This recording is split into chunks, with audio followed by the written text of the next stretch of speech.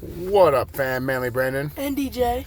And today we got another gas station situation. Chicken and waffle sandwich from Thornton's. So, I like chicken. I like waffles. I should probably like this. So, we'll see. Ooh, that's a boy right there. A little cheese on there. I don't know if I'd put cheese on it, but... You don't know. And there you go. Mm-hmm. Looks good enough. Yeah, you can still see it. Yep, it smells good. All right, cheers. Cheers.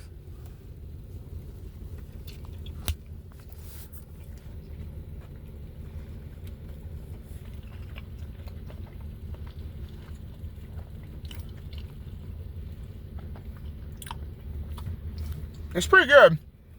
Like I said, I don't think it needs the cheese though. Yeah, no. I'd tell you about a 6.5 out of 10. Good. All right, peace.